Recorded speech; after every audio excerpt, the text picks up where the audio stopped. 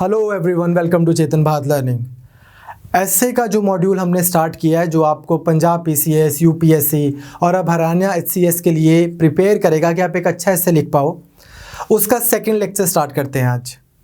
Now you may be wondering कि हमने S A का मॉड्यूल में आपको ऐसे क्यों नहीं किया कि चलो जी आर्टिकल 370 के बहुत सारे आपको पॉइंट्स लिखवा देते हैं, डीमोनेटाइजेशन के, यूनिवर्सल बेसिक इनकम के, यूनिफॉर्म सिविल कोड के।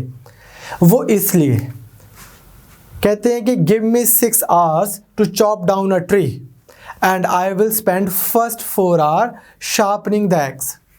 6 घंटे मुझे दीजिए कि ये लीजिए आप एक पेड़ को काटिए, तो पहले 4 घंटे मैं अपने औजार को शार्प करूँगा। ये चीज़ ना बहुत ज़रूरी है। हम क्या कर रहे हैं, जब आजकल हम यूपीएससी की प्रिपरेशन करते हैं या कोई भी स्टेट सर्विसेज की प्रिपरेशन करते हैं, हम एकदम से कंटेंट सेंट्रिक हो जाते हैं। और ज़्यादा कंटेंट और ज़्यादा इन्फॉर्मेशन, हम इन्फॉर्मेशन कलेक्ट करते रह जाते हैं। Eventually we have way too much information.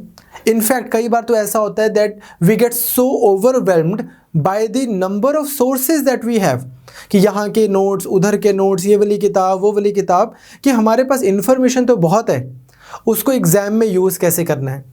Prelims में रीडिंग बिटवीन द लाइंस नहीं कर पाते, मेंस में एक अच्छे एक्सप्रेशन के साथ में हम लिख नहीं पाते। इनफैक्ट कई बार तो अगर एस्से की बात करें, कन्फ्यूजन रहती है कि कौन सा एस्से करूं, बिकॉज हमें थोड़ा थोड़ा बहुत चीज़ों के बारे में पता होता है। हम एक अच्छा यही डिसीजन नहीं ले पाते कि 4 जो एस्सेस की मेरे पास ऑप्शन है, इसमें से मैं अटेम्प्ट कौन सा करूं। तो इसलिए हमने ये 4-5 क्लासेस आपके लिए पहले इसीलिए बनाई हैं, सो दैट आप अच्छे से एक बार एस्से को समझ पाओ कि मेरे को उसको अप्रोच कैसे करना है। आपको याद होगा, 1-2 सेकंड लगा के ब्रीफली देख लेते हैं। जो हमारी लास्ट क्लास थी उसमें हमने कुछ चीज़ों के ऊपर फोकस किया था।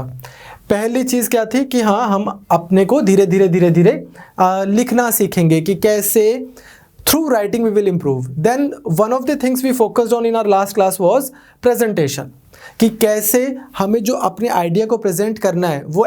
और ये again I can tell you from my experience, I have checked so many essays जहाँ पे बच्चे ने बहुत सारे माइंड मैप्स बना के दे दिए कि ये मेरा एसे है।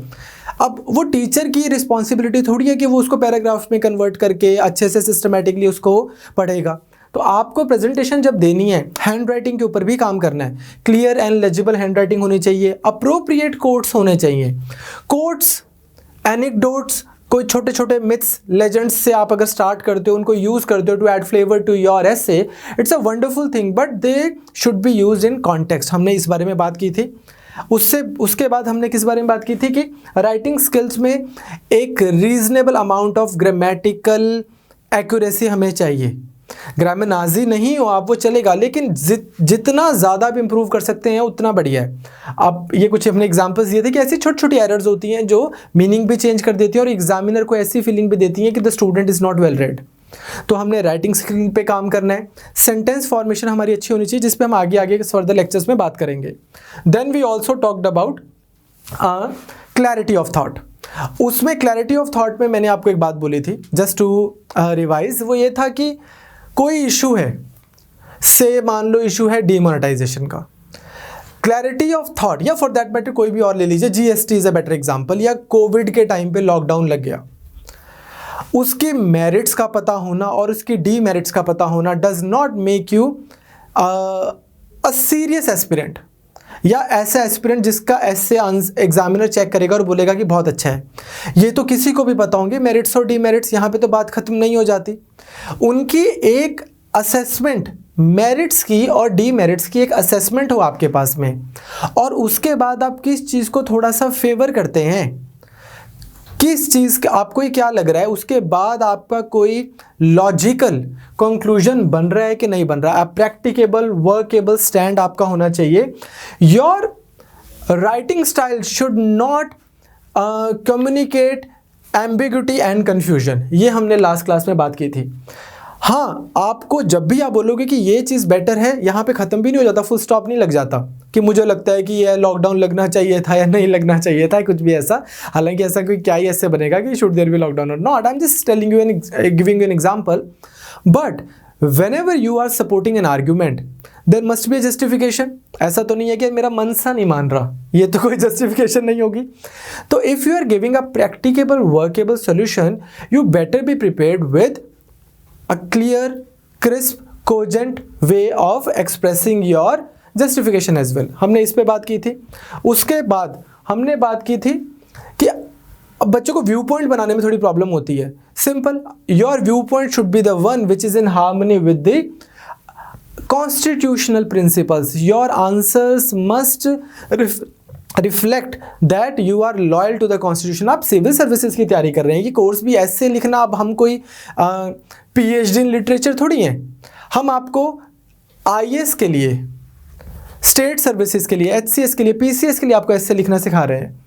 तो उसके लिए आपको ये समझ आना चाहिए कि जैसे आप सिंपल सी बात सुनो कि मेरे को अगर फूड ब्लॉगर बनना है, अब मैं फूड के लिए बारे में लिखूंगा तो मेरा एक अलग व्यूअर जो है, जो उसको पढ़ना चाह रहा है, जो रीडर है, वो कुछ और एक्सपेक्ट करेगा, different type of terminology.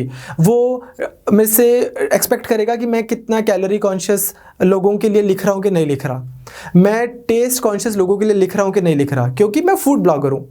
Similarly अगर मैं सिविल सर्विस एस्पिरेंट हूँ तो मेरी फिलॉसफी जो है, मेरी सोच, वो प्रो पब्लिक है कि नहीं है, वो कॉन्स्टिट्यूशंस के जो आइडियाज़ है, equality, fraternity, liberty of thought expression, ये सब चीज़ों को ध्यान में रख के मैं लिख पा रहा हूँ कि नहीं लिख पा रहा। सिमिलरली हमारी जो कुछ फाउंडेशनल वैल्यूज़ हैं, एक टिपिकल आम आदमी को ये लिखना, जो बच्चा ऐसे लिख रहा है वो उसको सब्जेक्ट मानता है कि सिटीज़न मानता है। सिटीज़न मतलब एक उच्च स्तरीय नागरिक, सब्जेक्ट क्या है, एक बहुत दुष्ट राजा, उसमें उसके राज्य में रहने वाले लोग।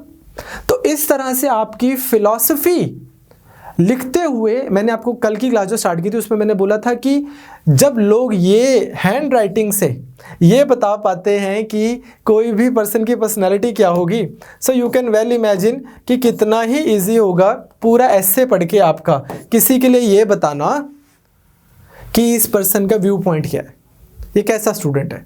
क्लियर?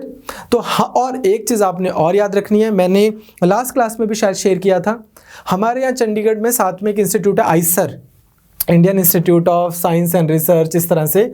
यहाँ का एक लड़का मेरा स्टूडेंट था, उसके मैं एसेस चेक करता था। अब वो IRS ऑफिसर है, वो रूरल बैकग्राउंड से था। सो एवरी टाइम, और उन बच्चों के बारे में भी आज मैंने बात करनी है कि उनको अपना राइटिंग स्किल कैसे इंप्रूव करना है। Every time he would write something, मतलब कोई नॉर्मल सी चीज़ के बारे में भी अगर वो ऐसे लिखेगा ना, कोई बहुत ज़्यादा ओपिनियन वाली चीज़ नहीं, से मान लो उस समय 100 स्मार्ट सिटीज़ प्रोजेक्ट आया था। So even when he was writing about smart cities, मैं उनको पूछता था कि आपने ये क्या लिखा है, तो वो बोलते थे यहाँ मैं ये कहना चाह रहा था, यहाँ मैं वो कहना चाह रहा था। तो and I would always say that to him कि यार अगर आप कहना चाह रहे हो तो कहो। एग्जामिनर की ये रिस्पॉन्सिबिलिटी नहीं है कि वो इंटरप्रेट करने बैठेगा कि अच्छा आप ये कहना चाह रहे हो। तो I used to say that to him कि यार यहाँ तो मैं आपको जानता हूँ, लेकिन वहाँ पे एग्जामिनर को थोड़ी पता है कौन हो आप।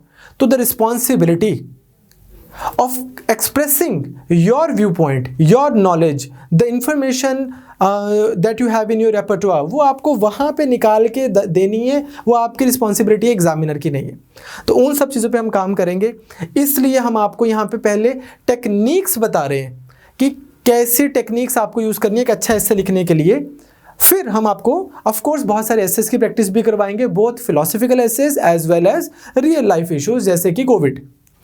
एंड हम आपको माइंड मैप कैसे बनाने हैं, ब्रेनस्टॉर्मिंग कैसे करनी है, वो मैं पहले करवाना चाहता हूँ। This will really help you write in writing good essays as well as good mains answers.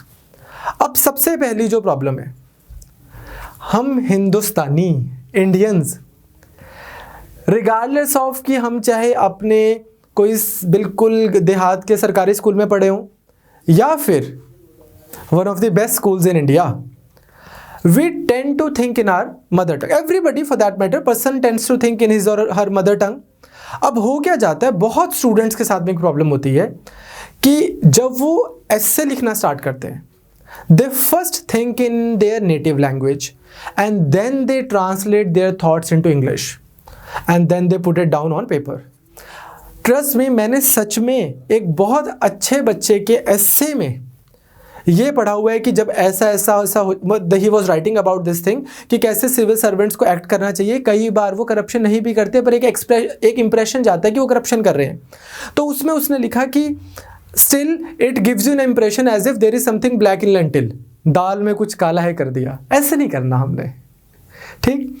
We will have to think in English. अब आप मुझे मैकॉले की औलाद बोल सकते हो, बट अगर आप ऐसे इंग्लिश में लिखना चाह रहे हो, अगर आप एग्जाम में फिल आपने इंग्लिश में किया है, तो आप हिंदी में सोच के इंग्लिश में लिखोगे तो उससे 3 प्रॉब्लम्स होती हैं। पहली चीज़, it slows down the flow of your thoughts. मैं पहले सोच रहा हूँ हाँ ऐसे होता है ऐसे होता है, फिर मैं उसको इंग्लिश में ट्रांसलेट कर रहा हूँ। अब ये एक, और वो भी मैं उसी दिन कर रहा हूँ। So what I have to do is कि जब मैं हिंदू पढ़ रहा हूँ, मैं इंडियन एक्सप्रेस पढ़ रहा हूँ, मैं वहीं के लाइंस को, वहीं के पैराग्राफ्स को उसी लैंग्वेज में थोड़ा थोड़ा सोचना, कंटेम्पलेट करना, उसी लैंग्वेज में स्टार्ट करूँ। That will definitely help my expression. And it is not a one time exercise और 2 days exercise. You will have to do it consistently for a few months. कुछ बच्चों को 3-4 महीने में पेसअप हो जाता है। लाइक दिस से यू यूज़ इट और यू लूज इट। आप इंग्लिश लैंग्वेज को यूज़ कीजिए। अगर आप 4 फ्रेंड्स इकट्ठे तैयारी कर रहे हैं, then also you should have this crystal clear आपस में अंडरस्टैंडिंग कि यार देखो भाई, हम यूपीएससी की, पीसीएस की, एचसीएस की तैयारी कर रहे हैं। क्यों? क्योंकि हमें लगता है हम पेपर कर सकते हैं। अब हम फिर इंग्लिश में बात करते हैं, अगर हमने इंग्लिश में पेपर देना है तो उससे हमारे एक्सप्रेशन में इंप्रूवमेंट होगी। क्लियर? इसमें ऐसा आपको कोई हेजिटेट करने की जरूरत नहीं है। दूसरी चीज़ क्या है, मैं पहले हिंदी में सोच रहा हूँ, फिर मैं इंग्लिश में ट्रांसलेट कर रहा हूँ, फिर मैं उसको लिख रहा हूँ। राइटिंग स्पीड पे भी फर्क पड़ता है, obviously, because I am adding couple of steps into it. तीसरी चीज़, again one of our friends, he is in IRS now, Harsh Bansal, वो एक चीज़ करते थे। वो उनके भी यही था कि he was from Hindi medium से पढ़े थे और इंग्लिश में, मतलब अंटिल 8th 10th वो हिंदी मीडियम में पढ़े थे। उसके बाद वो इंग्लिश में जब देने गए तो उन्होंने मुझे एक बड़ी ब्यूटीफुल चीज़ बोली। वो कहते हैं कि you know what I would do, कि मैं इंग्लिश में जब द हिंदू पढ़ रहा हूँ या जब मैं इंडियन एक्सप्रेस पढ़ रहा हूँ और कुछ पैराग्राफ्स, कोई 1 लाइन, कोई 2 लाइन्स, कोई किसी आइडिया को बहुत अच्छे से रिफ्लेक्ट कर रही है, से मान लो कंट्री में इन्फ्लेशन बढ़ रही है और उसका इम्पैक्ट क्या होगा एक आम आदमी पे, उसको बहुत अच्छे से किसी राइटर ने लिखा हुआ है, तो कहते हैं कि I would actually pick up that line and I will try to like say that aloud a few times. 2-3 बार मैं जोर जोर से उस लाइन को बोल के पढ़ता था कि हाँ, this is the kind of impact it will have on the marginalise section, so that जब मैं एग्जाम में लिखने जाऊँ तो मेरा एकदम से फ्लो बने। So it has worked for him. देखो, ऐसा कोई एक सिंगल तरीका नहीं है ऐसे लिखने का। कोई ये नहीं है कि कोई टेक्निक है जो हमने बता दी आपने सीख ली, ये किसी के पास में भी नहीं होती सिविल सर्विसेज के लिए। थोड़ी छोटा हमें बहुत लोगों से सीखना है। क्लियर? तो आपको सबसे पहले क्या करना है, सबसे पहले आपको यही चीज़ करनी है बच्चे कि आपको थोड़ा सा इंग्लिश के साथ में फेमिलियरिटी बढ़ानी है, सो दैट आपका राइटिंग स्टाइल बेटर हो सके। अब आज का जो हमारा मॉड्यूल रहेगा, आज की जो क्लास है, छोटी सी क्लास है, it will essentially talk about certain basic things, जिसमें मैं आपके साथ में कुछ पास्ट एस्पिरेंट्स के एक्सपीरियंसेस शेयर करूंगा। पहली क्या है, if you want to be a good writer, first you have to learn to be a good reader. अब यार इसमें ना एक चीज़ है कि आप खुद सोचो कि जब तक मैंने खुद ही सिर्फ और सिर्फ, मान लो हम CBL में पढ़ाते हैं, आपकी लाइफ में the only notes that you have read is CBL के नोट्स। अब आप खुद सोचो, हमने आपको पॉलिटी पढ़ाई, हमें लगा इतना इतना काम का है, ये बच्चों को बता देते हैं, इतना इतना काम का हिस्ट्री में बता देते हैं, that is your reading base. और ये ट्रू है सभी इंस्टीट्यूट से, सभी वेबसाइट्स के लिए। आप खुद बताइए कि आपका रीडिंग स्टाइल कैसे निकल के आएगा। आप बुलेट पॉइंट्स में पढ़ते हैं, आपका जो राइटिंग स्टाइल है, बेगो पार्डन, वो अच्छा हिस्से में कैसे निकल के आएगा। तो आपको अगर अच्छा लिखना है तो पहले अच्छा पढ़ना शुरू कीजिए। होता क्या था, आपको ये समझना है कि यार न्यूज़पेपर तो आपको खुद ही पढ़ना है। पुराने टाइमों में जब ये बोलते थे ना कि यूपीएससी के लिए 12-12, 13-13 घंटे डेली पढ़ना पड़ता है, उसका one of the reasons was कि 2 घंटे लगा के बच्चा इंग्लिश का न्यूज़पेपर पढ़ता था, साथ में डिक्शनरी रखता था। हर एक सब्जेक्ट की तो नॉलेज भी नहीं होती, history, geography, economy, polity, environment and so on, हर एक वर्ड की उनको आपको मीनिंग्स नहीं पता होते थे।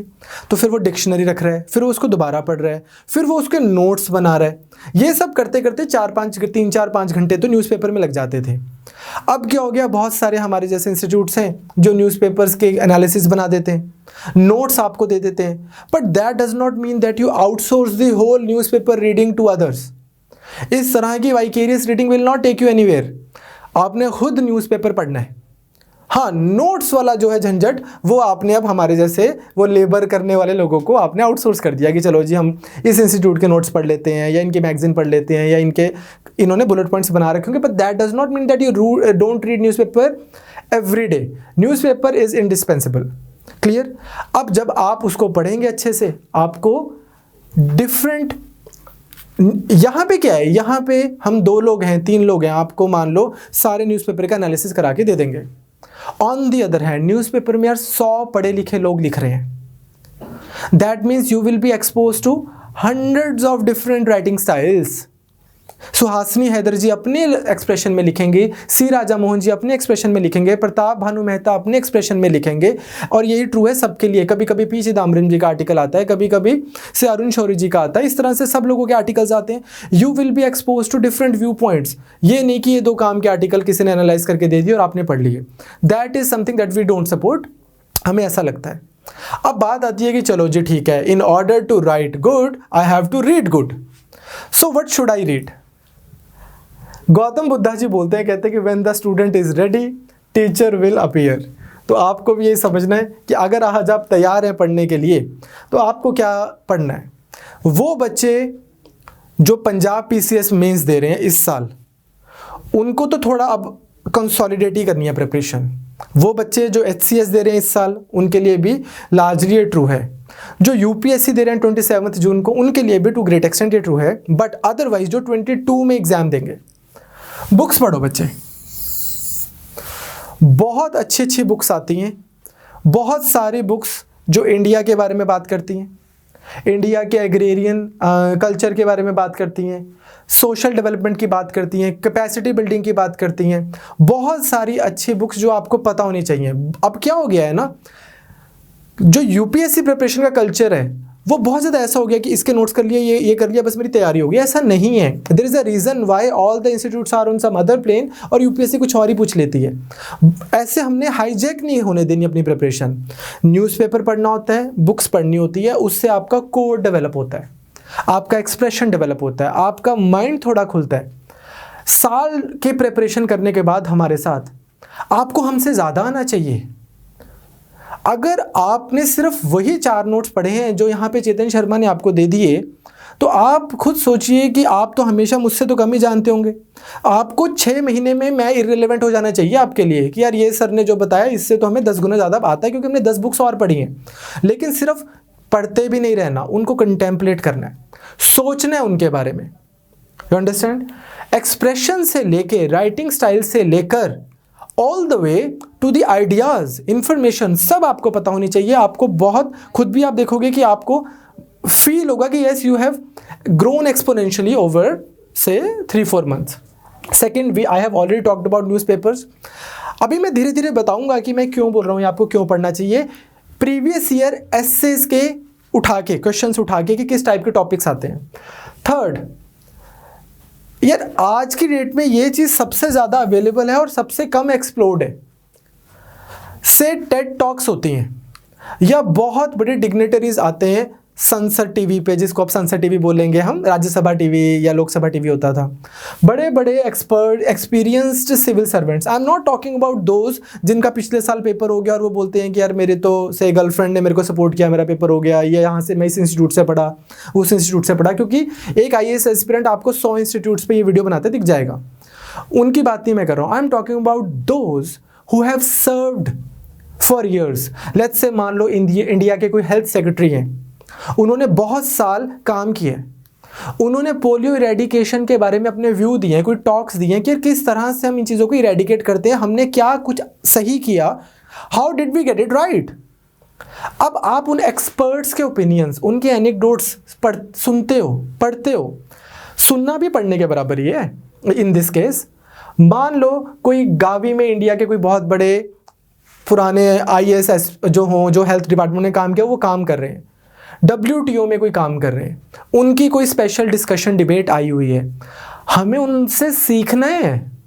कोई पुराने IAS ऑफिसर्स, कोई पुराने नॉट ओनली IAS ऑफिसर्स, कोई सब्जेक्ट एक्सपर्ट्स जिन्होंने कोई बहुत बड़ी किताब लिखी है, वो बुक बहुत पॉपुलर है, से अमर्त्य सेन कैपेसिटी बिल्डिंग के ऊपर अगर कोई टॉक दे रहे हैं, हमें वो पढ़नी सुननी है। उससे लाइक आई सेड कि now that you are ready to write a good essay, you will get content, you will, and then these days ये YouTube और ये सब तो आपके लिए कर ही देते हैं कि the kind of thing that you search they start giving you more of that. So आप 2 अमर्त्य सेन के टॉक सुनिए, आप 2 बार आर्टिफिशियल इंटेलिजेंस पे एलॉन मस्क के 2 डिबेट सुनिए, ऑटोमेटिकली आपको right kind of content YouTube देना शुरू कर देगा। क्लियर? तो आई होप आपको समझ आ रहा है कि सबसे पहली चीज़ जो आपको करनी है वो क्या करनी है, that you have to learn from different sources, you have to learn from right sources, और वो करने के लिए आपको अच्छा रीडर होना ज़रूरी है। अब दूसरी बात आती है कि ऐसा मैं क्यों बोल रहा हूँ, why can't I ask you कि यार ये लो हम आपको 20 पॉइंट देंगे और ये बुकिश नॉलेज की मैं आपको क्यों बोल रहा हूँ कि आपको ये क्यों नहीं करना। सिविल सर्विसेज 2019 के 2-3 हम एसेज उठाते हैं। पहला एसे बोलता है South Asian societies are woven not around this state but their plural cultures and plural identities.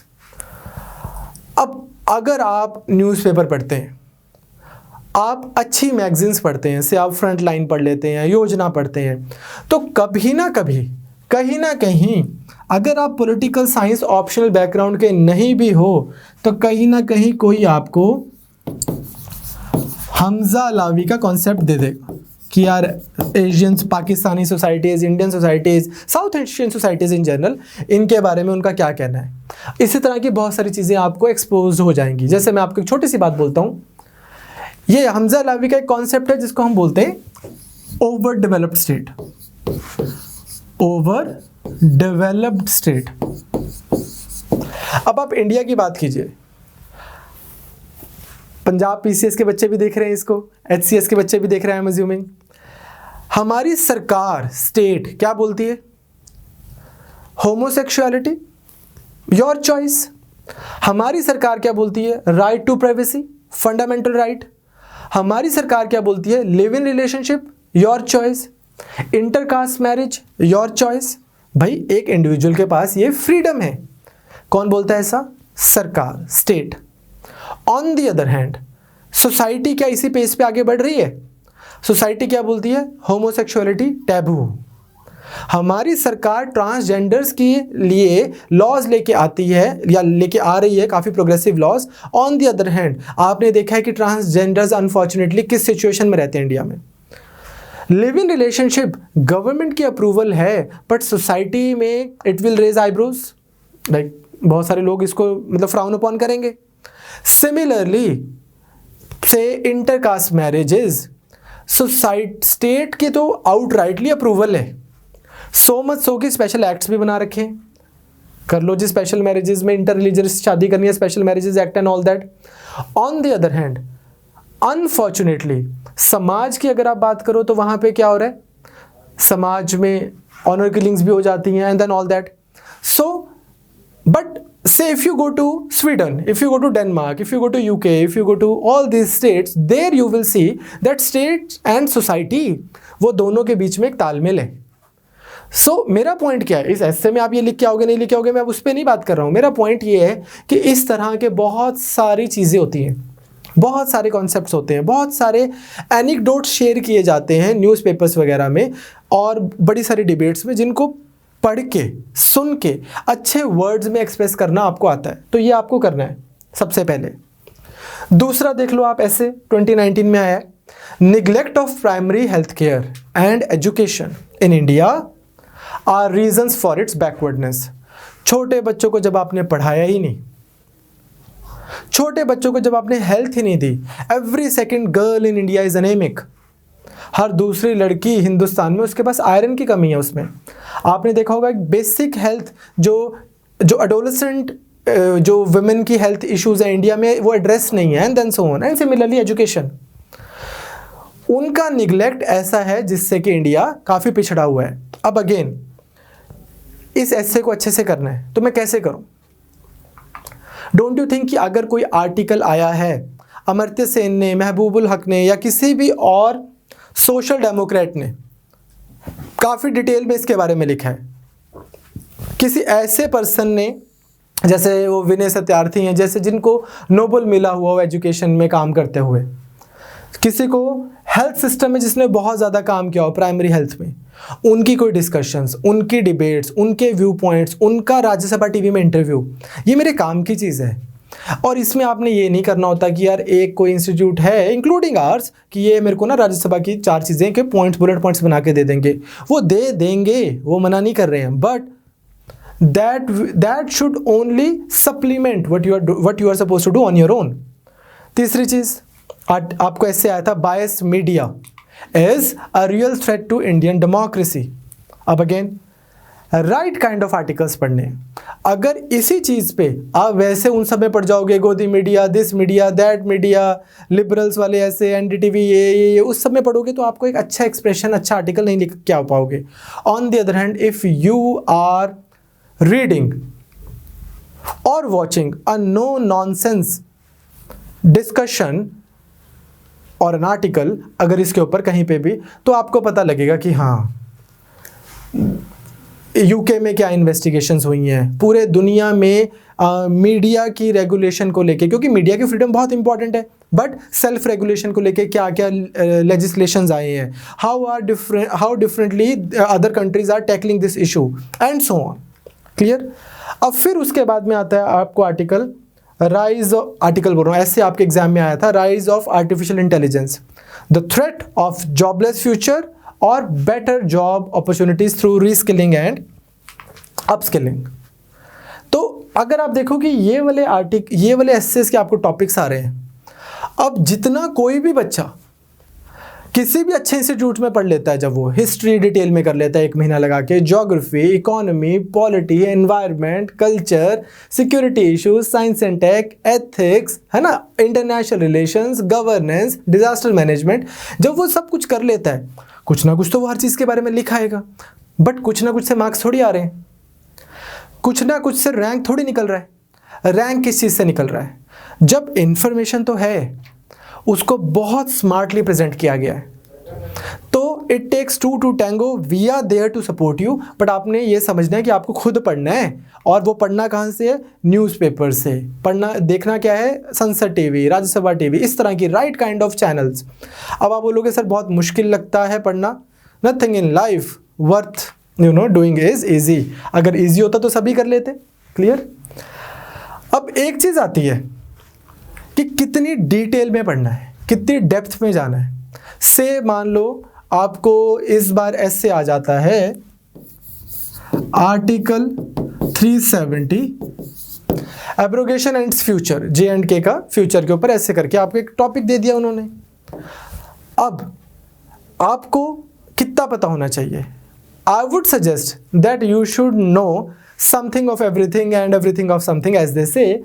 आपको J&K की हिस्ट्री, उसकी ज्योग्राफी, उसकी पॉलिटी, उसकी डेमोग्राफी, जो लोग हैं वहाँ के, पॉपुलेशन, उसके जो रियल लाइफ सोशल इश्यूज जो चल रहे हैं, वो पॉलिटिकल जो सोल्यूशन निकाला गया है, 370 आर्टिकल कहाँ से आया, क्यों आया, किस कब क्या किया गया, अभी सरकार ने जो होम मिनिस्ट्री ने जो प्रपोजल दिया है कि हम इसको किस तरह से रन करेंगे, सीएम के पास आने वाले टाइम में क्या पावर्स होंगी और चीफ सेक्रेटरी के पास क्या पावर्स होंगी, इन सब के बारे में थोड़ा थोड़ा पता हो।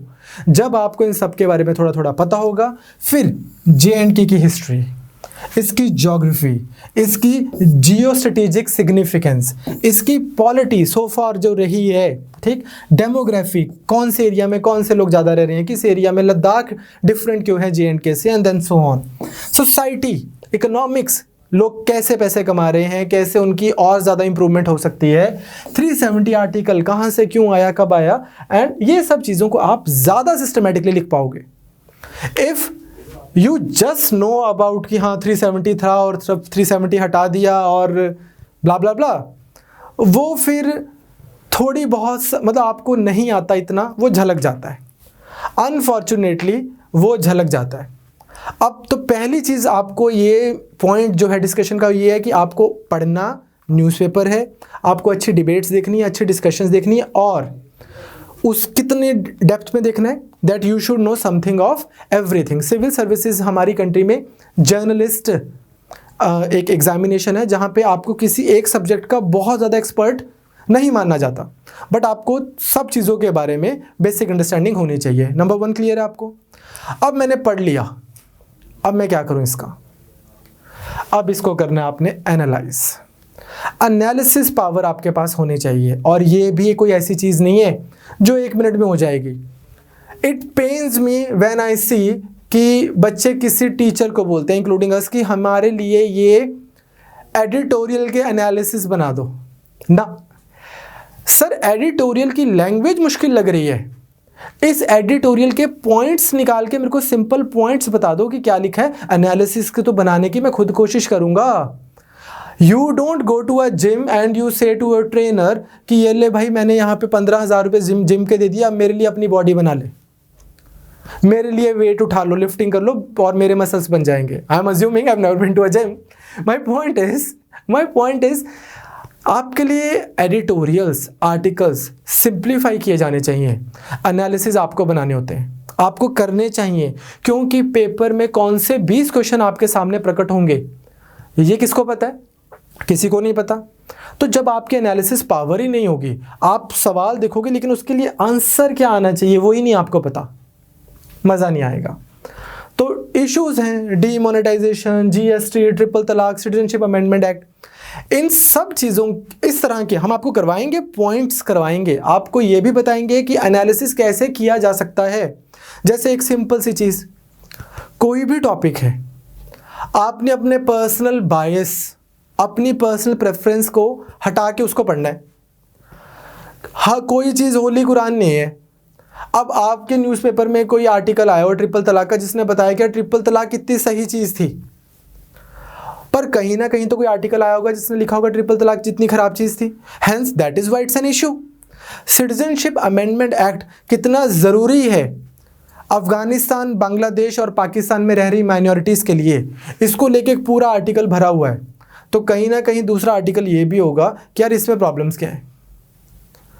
आपको उन सबको जक्सटापोज करना है, आमने सामने रख के ये चेक करना है कि क्या मेरे काम का है क्या नहीं है, कौन से पॉइंट में ज़्यादा मोर वेट है, कौन सा पॉइंट सेल्फ कॉन्ट्राडिक्टरी लग रहा है मुझे, कौन सा पॉइंट बहुत शॉर्ट टर्म है, कौन सा लॉन्ग टर्म में ज़्यादा इंडिया के लिए सपोर्ट में रहेगा।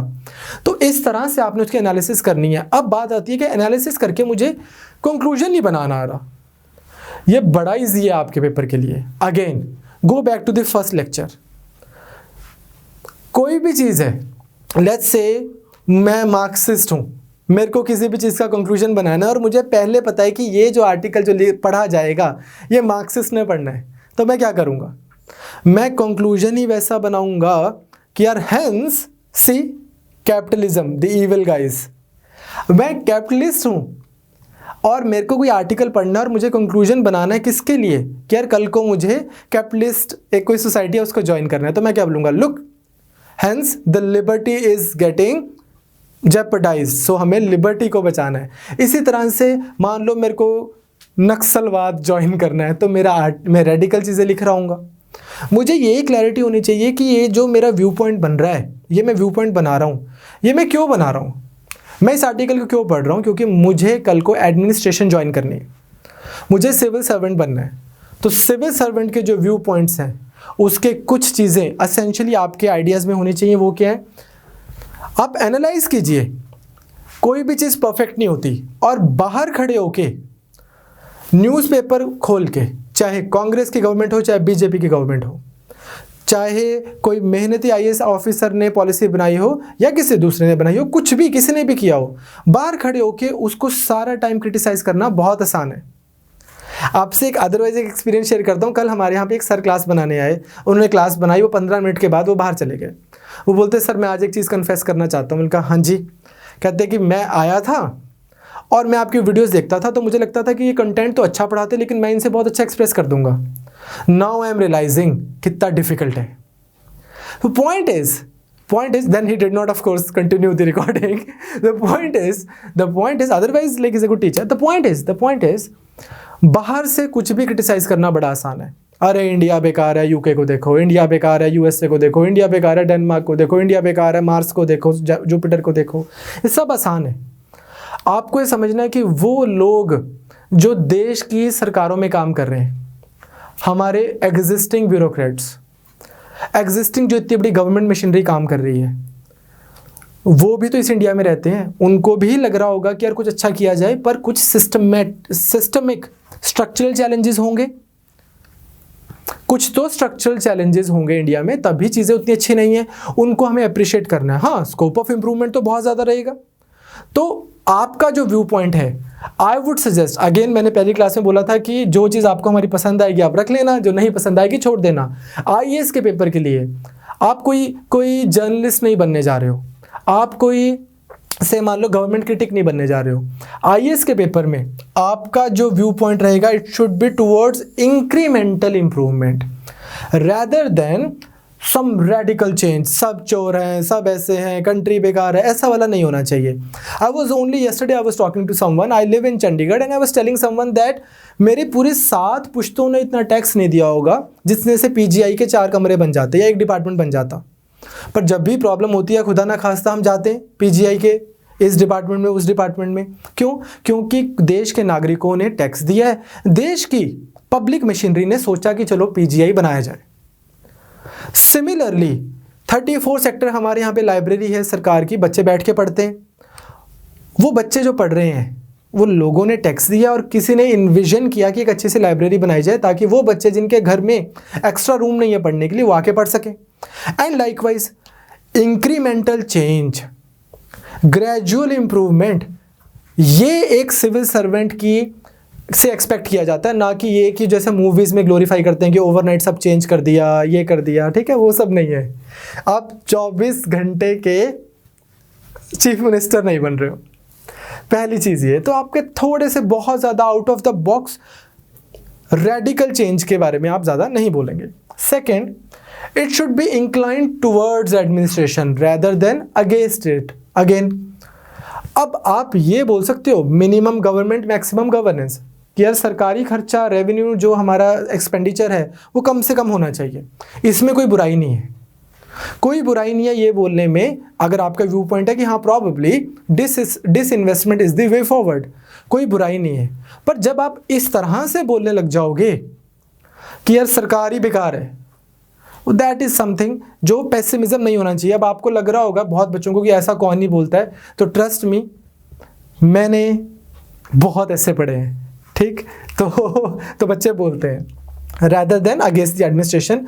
and also आपका जो एनालिसिस करके व्यू पॉइंट निकलना चाहिए कोई भी इशू में, it should be in harmony with the larger public interest and our constitutional values, that should be the case।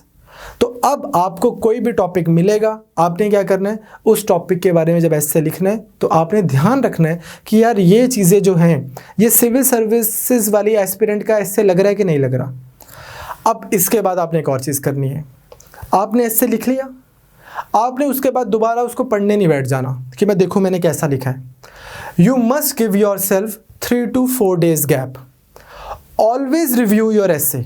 कभी भी ऐसे लिख के बस ऐसे नहीं कर देना कि बस हो गया, मैं डेली एक ऐसे लिख लेता होता हूँ, मैं डेली एक मेंस का आंसर लिख लेता होता हूँ, ना उसको कोई रिव्यू कर रहा है, ना मतलब क्या होता है, अगर आप ग्रुप्स में पढ़ाई कर रहे हो 3-4 के ग्रुप्स में, तो भी आप ट्राई किया करो कि एक दूसरे को आप अपना आंसर ऐसे लिख के दिखाओ, सो दैट, और वो एक अच्छे से आपको एक दूसरे को वो देना चाहिए, पीयर टू पीयर फीडबैक देना चाहिए। बट नॉट उसी दिन, 3-4 दिन बाद जब आप आराम से देखते हो तो फिर आपको लगता है कि ouch, because you don't start out writing good stuff. पहले दिन से आप कोई चमत्कारिक ऐसे लिखना नहीं शुरू करोगे। यू, और आंसर्स के लिए भी ट्रू है, मेंस के आंसर्स के लिए, you start out writing pretty like poor in fact, and then you think that it's good stuff, but then eventually you get better at it।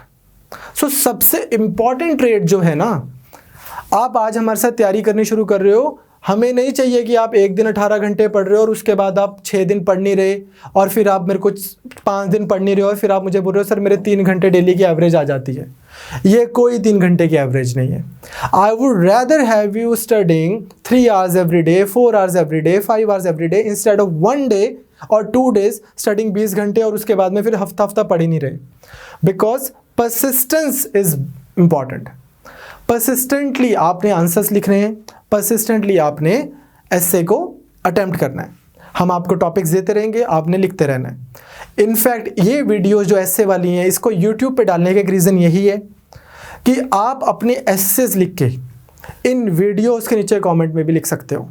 आपने लिखा, आप वहाँ पे डाल दीजिए, हमें कोई ऐसे पसंद आएगा, हम उसका फीडबैक देंगे, और पीयर टू पीयर फीडबैक तो चलता ही रहेगा।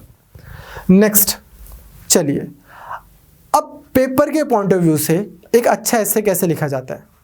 अब जो मैं आपको कुछ पॉइंट्स बताऊंगा आज के और कल की क्लास में, वो आपने ध्यान से सुन के प्रैक्टिकली नोट करने हैं और फिर आपने टेक्निक्स को यूज़ करना है।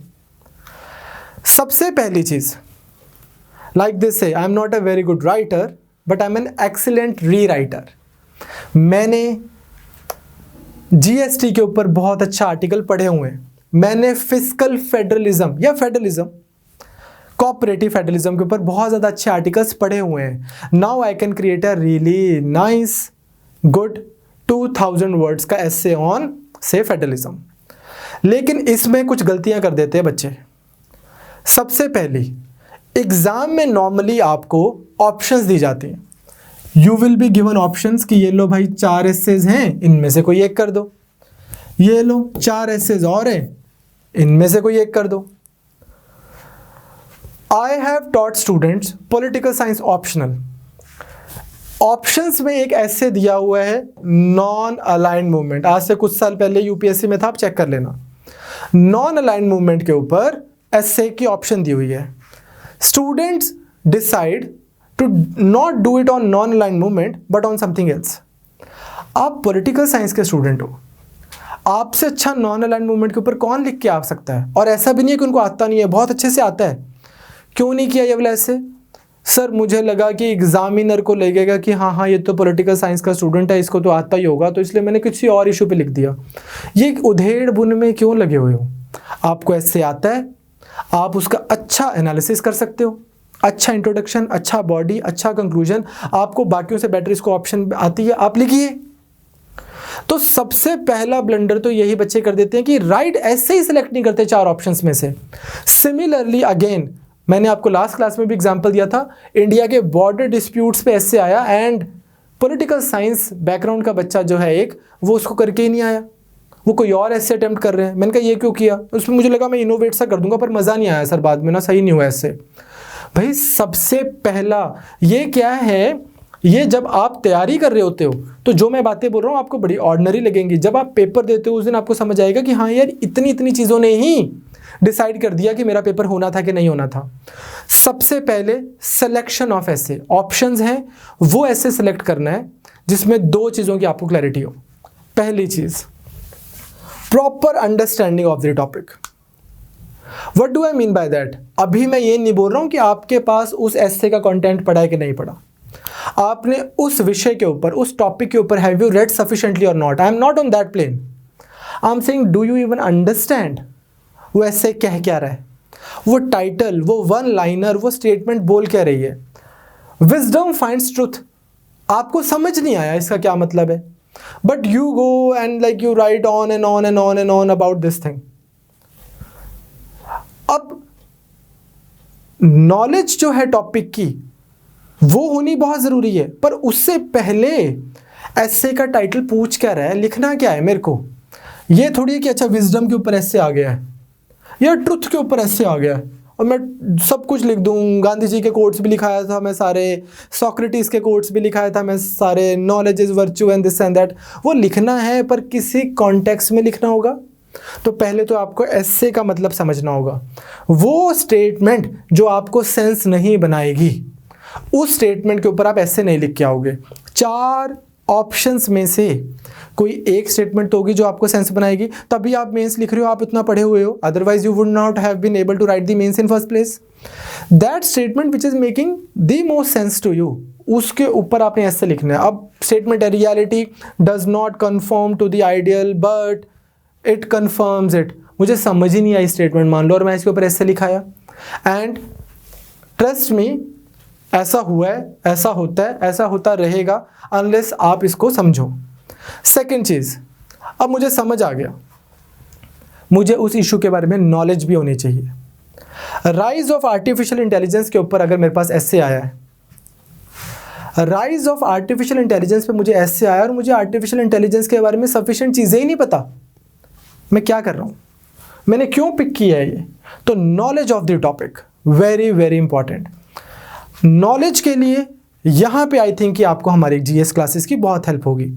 हम आपको सारे मॉड्यूल्स इतनी डिटेल में पढ़ा देंगे और आई एम अज्यूमिंग कि आप हिंदू पढ़ते रहेंगे, आप योजना पढ़ते रहेंगे, आप अच्छी अच्छी डिबेट्स टीवी पे देखते रहेंगे, वो वाली नहीं जहाँ पे वो 10 बैठे होते हैं, इंडिया वांट्स टू नो, अबे तू चुप कर, अबे तू चुप कर। आई am not talking about those, I am talking about good Rajya Sabha की अच्छी डिबेट्स। बड़े बच्चे ये बोलते हैं कि सर राज्यसभा की डिबेट्स ना बहुत ज़्यादा स्टेटिस्ट हो गई हैं, बहुत ऐसी हो गई हैं, उस सब में नहीं पढ़ना। 4 अच्छे लोग आते होते हैं, वो डिटेल में सब्जेक्ट के बारे में बताते होते हैं। आपको जो व्यू पॉइंट पसंद आता है वो रख लिया करो, जो नहीं आता वो ना रखा करो। पर अगर मॉरिशस के बारे में, इंडिया मॉरिशस रिलेशंस पे राज्यसभा टीवी में डिस्कशन होती है तो वो इन्फॉर्म्ड डिस्कशन तो होती है। That's what we need. Alright, so उतना आपको निकाल के और अपने को अच्छे से पढ़ना है। नेक्स्ट अब बात आती है कि चलो जी, मैंने ये भी देख लिया कि मेरे लिए एस्से के टॉपिक की सबसे ज़्यादा सेंस किसकी बन रही है। मैंने ये भी देख लिया कि मेरे पास नॉलेज किस टॉपिक की है। अब मुझे क्या करना है? अब मुझे उस स्टेटमेंट का डाइसेक्शन करना है। A good life is one inspired by love and guided by knowledge. आपके जीवन में पोएट्री और मैथमेटिक्स दोनों होना चाहिए। सिर्फ पोएट्री आपकी लाइफ में प्रैक्टिकल प्रॉब्लम्स ला देगी, सिर्फ मैथमेटिक्स आपकी लाइफ में एग्जिस्टेंशियल क्राइसिस ला देगा। ठीक, जिंदगी में सब किसी की मुस्कुराहटों पे हो, वैसा वाला गाना है ना, दैट थिंग। अब आपको इस ऐसे स्टेटमेंट को आपको डाइसेक्ट करना है। तो आपको पता हो खुद से कि यार मैं क्या क्या सवाल है कि व्हाट इज़ गुड लाइफ, मेरे को थोड़ा सा इसको समझना है। How love inspired people to have good life, Gandhi ji, Mother Teresa, and then इस तरह के हमारे पास कितने सारे एग्जाम्पल्स हैं। लोगों से लोगों ने प्यार किया है और अपनी पूरी ज़िंदगी फिलैंथ्रोपी में एंड देन सो ऑन, इस तरह से उन्होंने काम किया बहुत सारे लोगों ने। And how knowledge guides people to have good life. Of course, जैसे आपको पता होगा कि सोक्रेटिस की एक स्टेटमेंट है कि unexamined life is not worth living. J S Mill की एक स्टेटमेंट है कि it is better to be a man dissatisfied than a pig satisfied, and it is better to be a Socrates dissatisfied than a man satisfied. भाई, ज्ञान के चक्षु खुले रखने हैं और हमें इस डायरेक्शन में चलते रहना है कि हमें ज़्यादा से ज़्यादा नॉलेज मिले।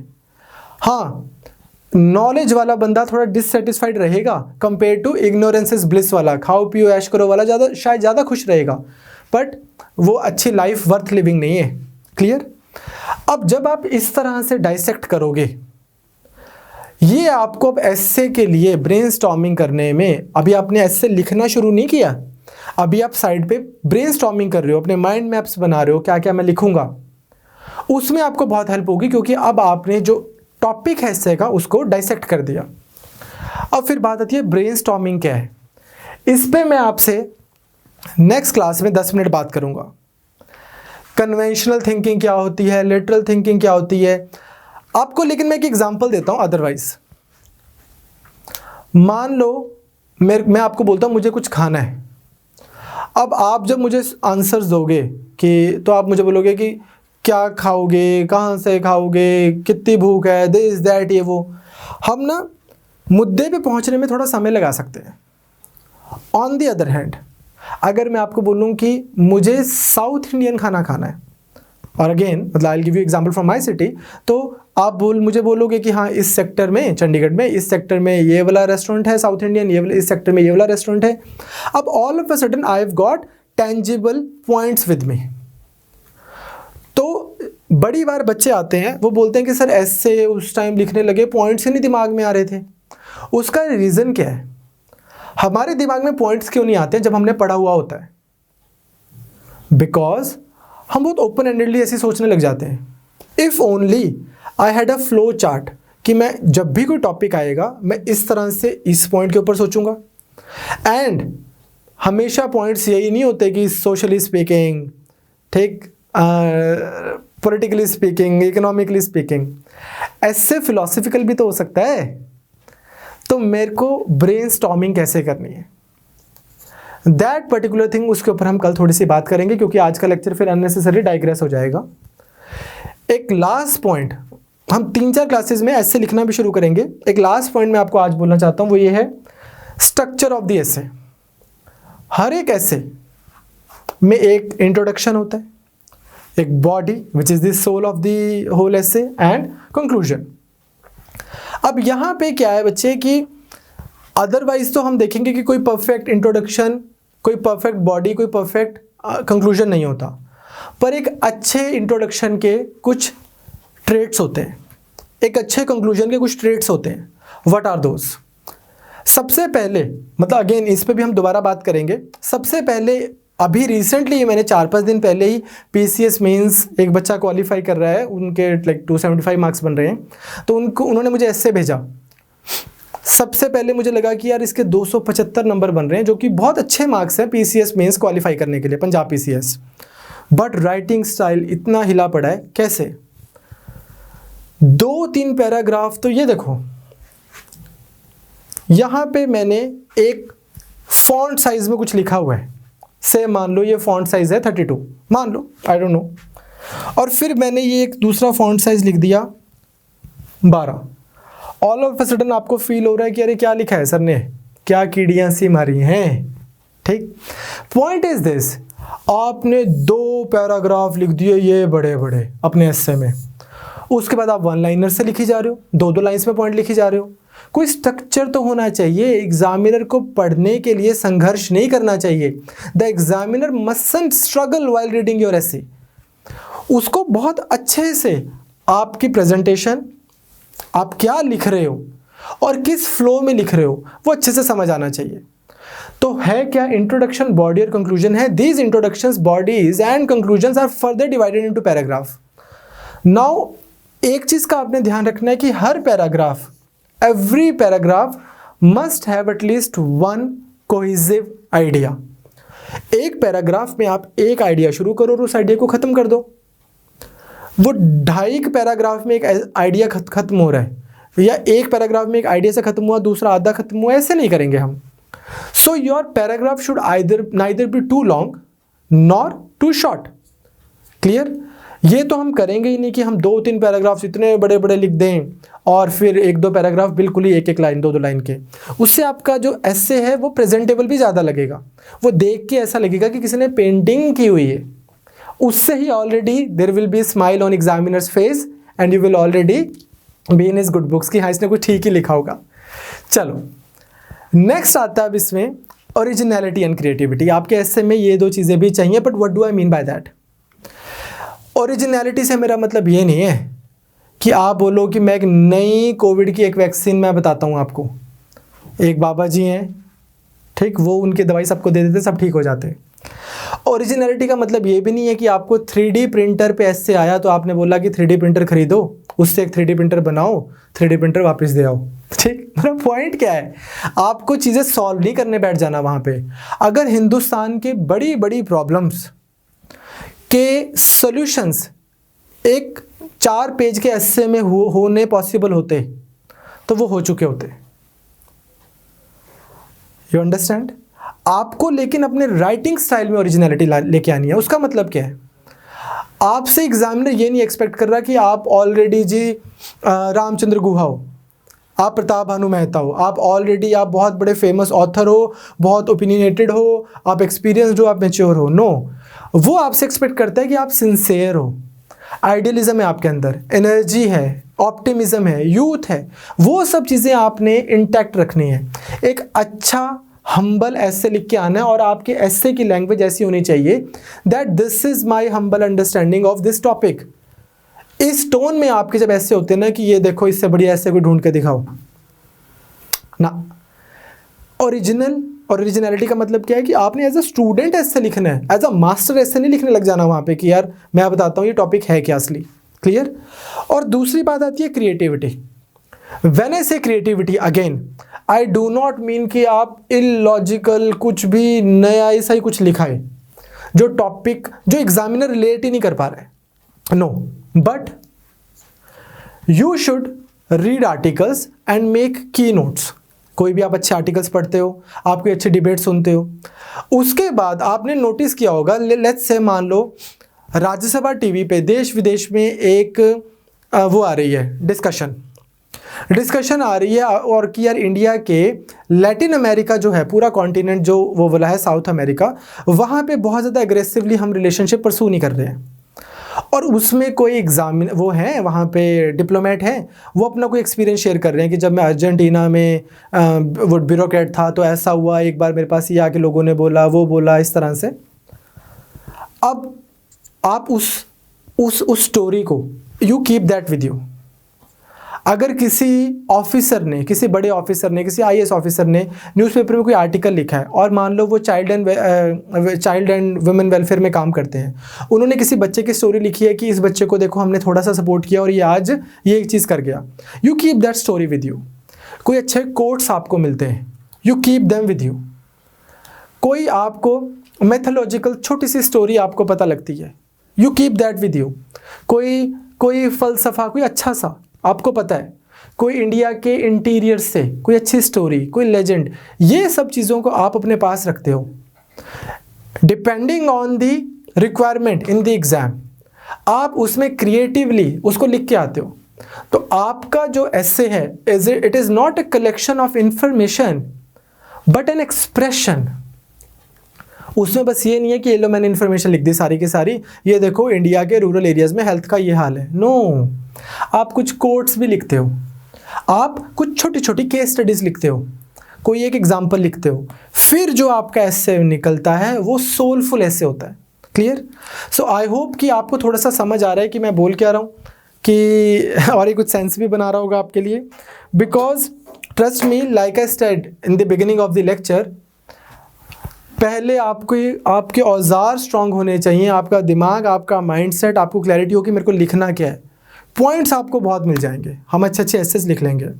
नेक्स्ट क्लास में मैं आपसे एक बहुत इंपॉर्टेंट टॉपिक के ऊपर बात करूंगा। एक तो ब्रेनस्टॉर्मिंग कैसे करनी होती है। आपको अगर टॉपिक आता है तो आई कैन गारंटी आप उस डायरेक्शन में अगर करोगे, उस तरह से ब्रेनस्टॉर्मिंग करोगे, तो आपके साथ ऐसा तो नहीं होगा कि जैसे मेरे एक स्टूडेंट के साथ हुआ था काफ़ी साल पहले, टूरिज्म के ऊपर टॉपिक आया था, ऐसे